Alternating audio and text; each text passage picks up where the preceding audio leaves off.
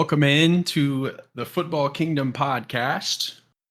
Training camp has officially wrapped, and we are well underway in the preseason. We're wrapping up week 2 of preseason football right now between the Ravens and Commanders. And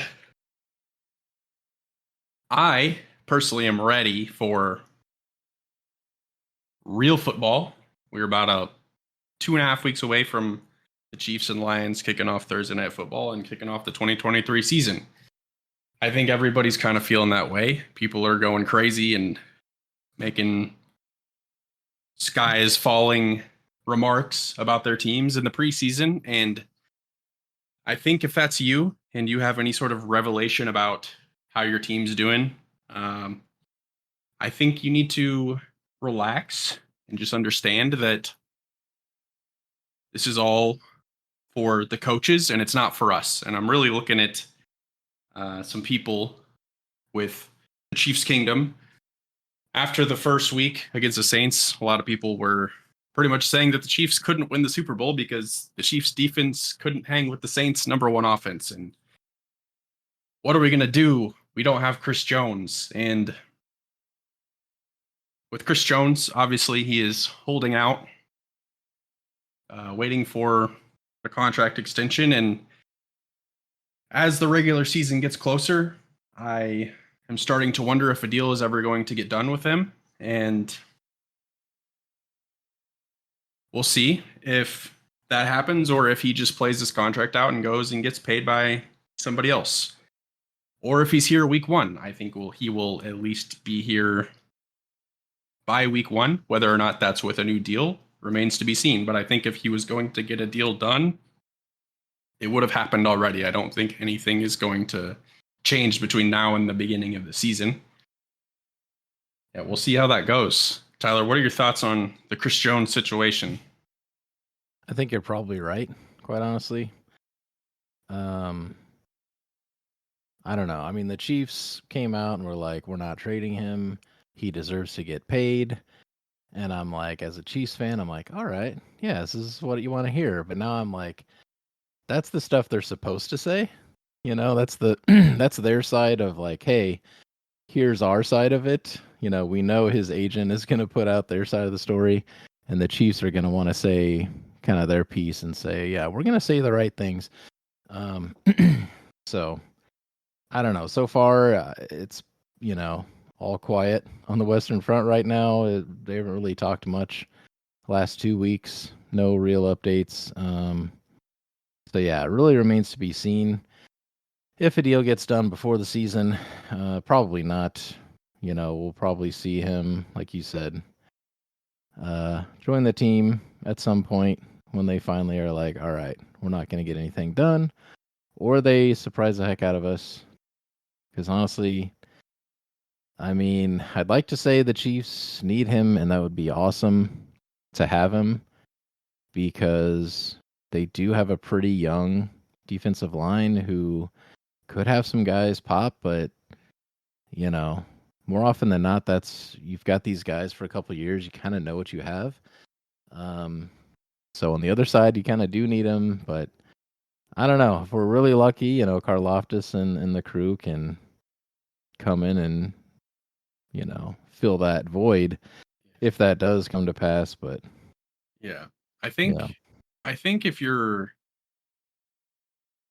in the Chris Jones camp, you're in a tough situation because it's with the CBA, the Chiefs, you know, he can't waive the fines that he has compiled for missing all the time that he has, and his fine is well over $1 million now.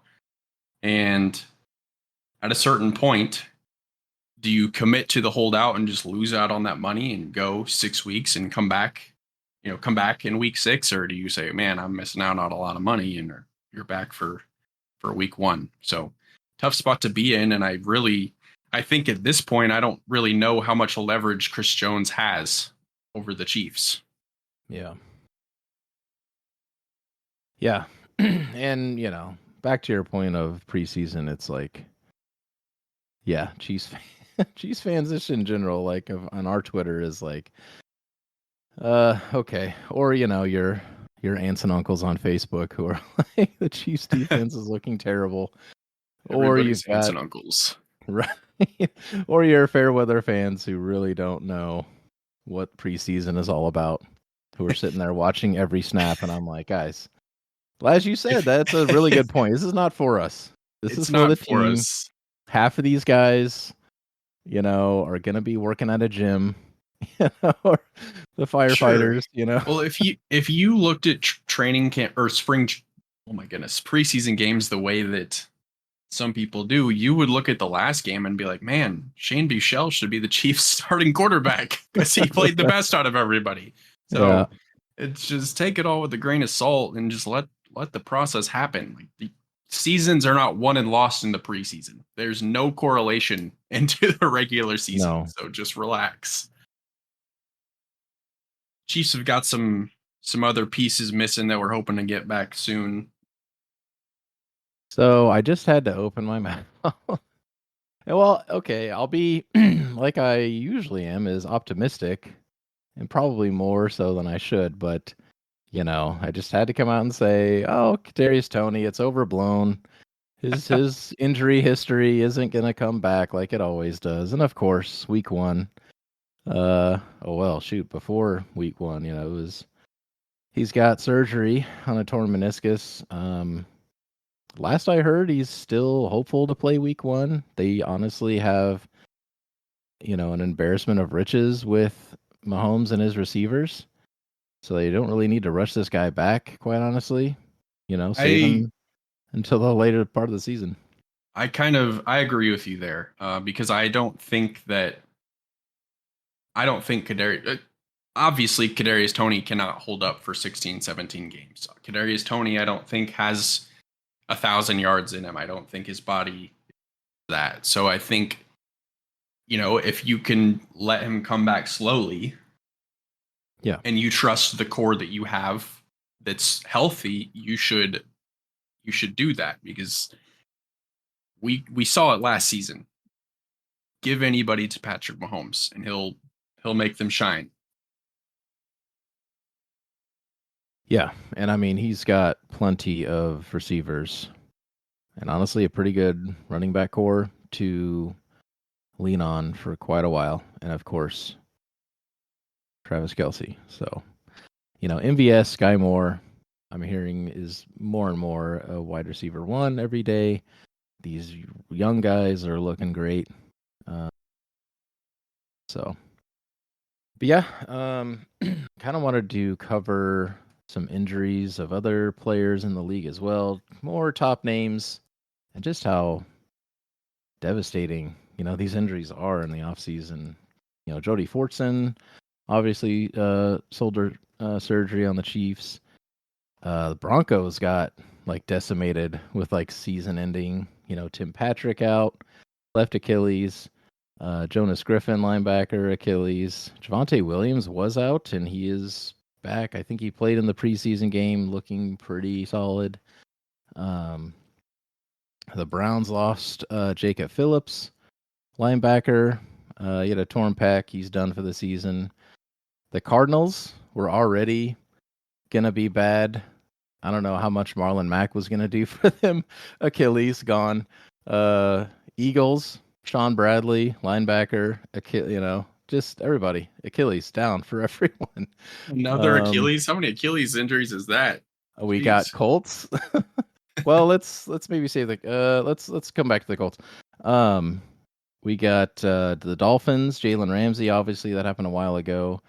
And you know what? Yeah, you've got some like a potential suspension with Tyreek Hill with his weird incident on a boat. Who the heck knows what that's even going to come out to be? I saw I something don't- where they might not even deal with that until next season. So oh wow, okay, the Dolphins might get away with having him this year. interesting.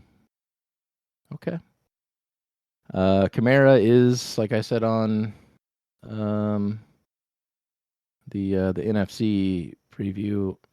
He's gonna have a 3-game suspension instead of the 6. Apparently, that's his incident in Las Vegas was, him and his boys beating somebody up. Typically, that's going to be a 6-game, but I think he's done and said and donated all the right things to take that down to a 3-game suspension. I think is kind of what's happening there. To knock that down, just typically that's like, yeah, we don't mess around. That's 6 games. But I think he's done all the right things you're supposed to be doing in that situation. Moving on to the 49ers, Ray McLeod, wide receiver, he hurt his wrist. I think he broke his wrist, actually. Sounds like he'll be back in October. But, you've got Nick Bosa. He's into his 5th week of a holdout. Yeah, Nick Bosa is holding out, and he is kind of in a similar situation to Chris Jones. The difference, though, is that Nick Bosa is about 4 years younger. I think he's 25, and probably he might be the best defensive player in the league right now. You could make an argument. And he's on his rookie deal, so his holdout, the fines that he is receiving right now, can actually be waived because he's on that first deal. So he has a little bit more leeway to wait and kind of force the 49ers' hand.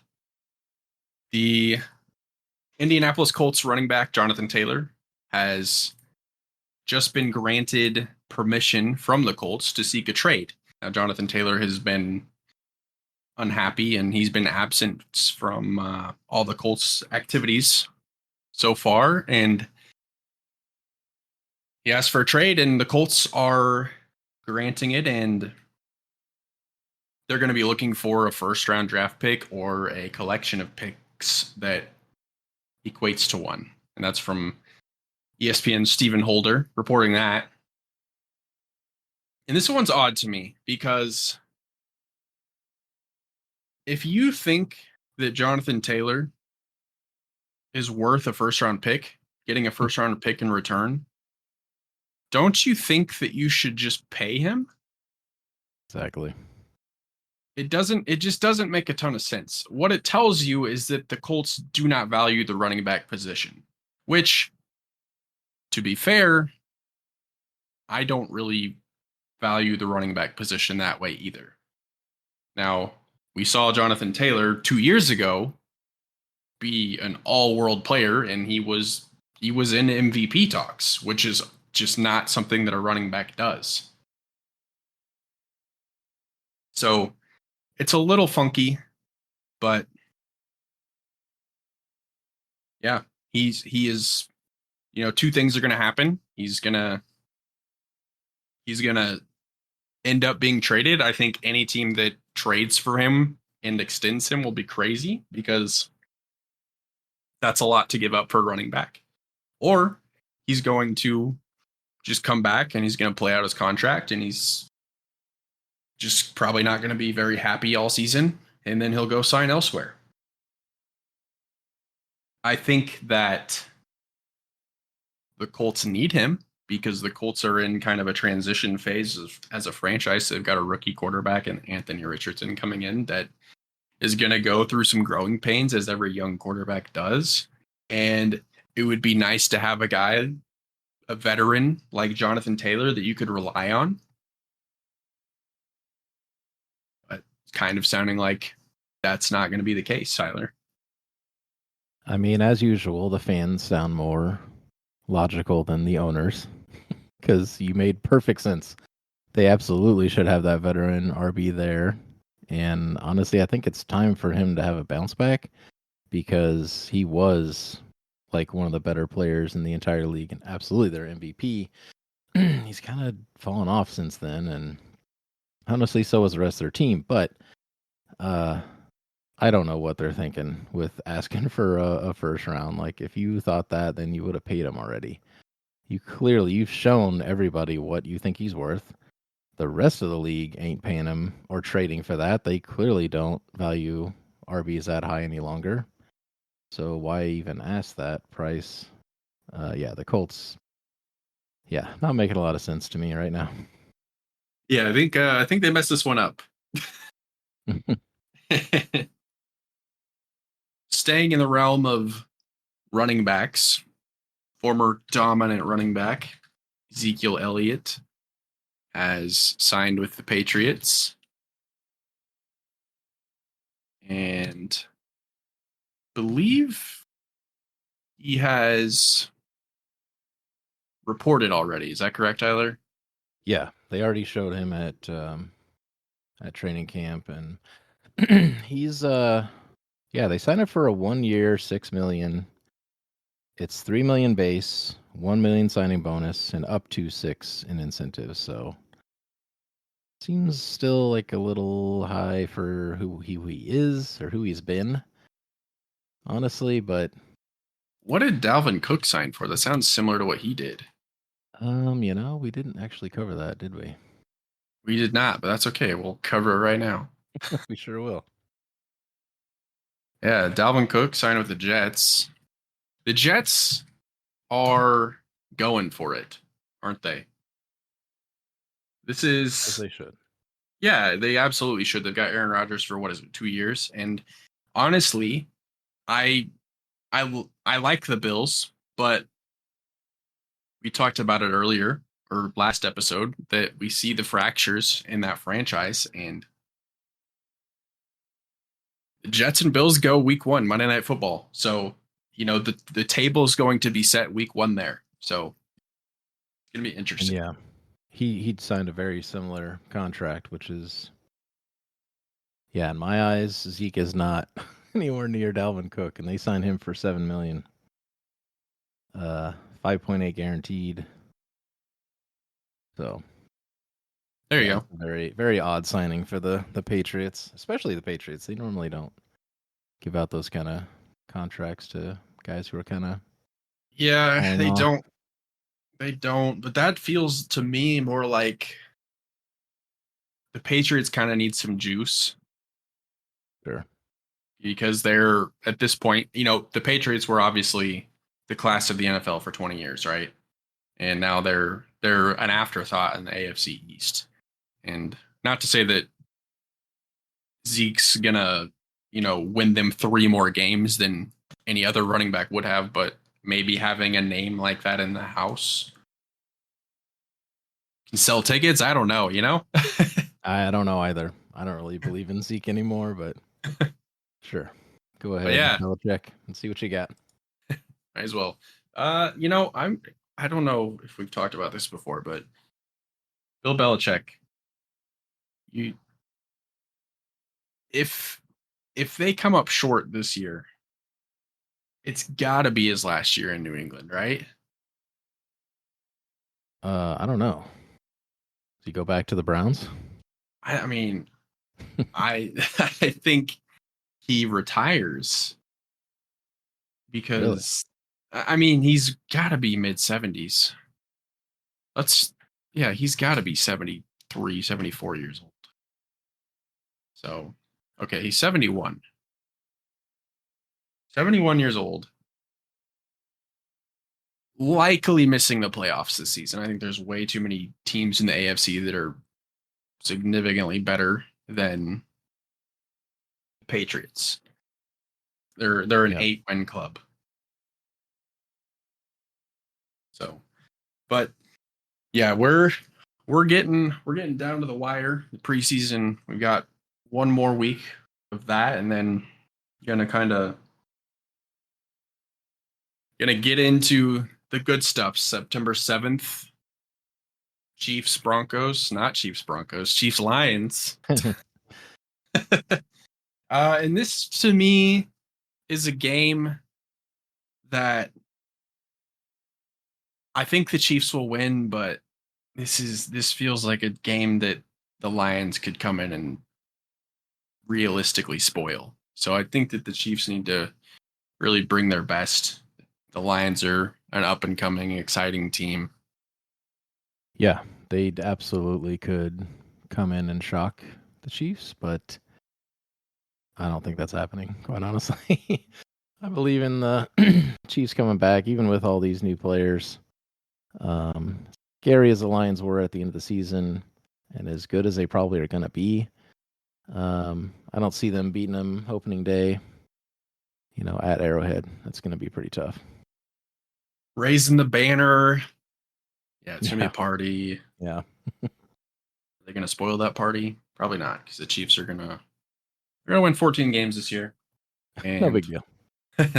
no big deal. He's Tyler Mallett. I'm Brandon Johnson. This is the Football Kingdom podcast. Thank you so much for listening.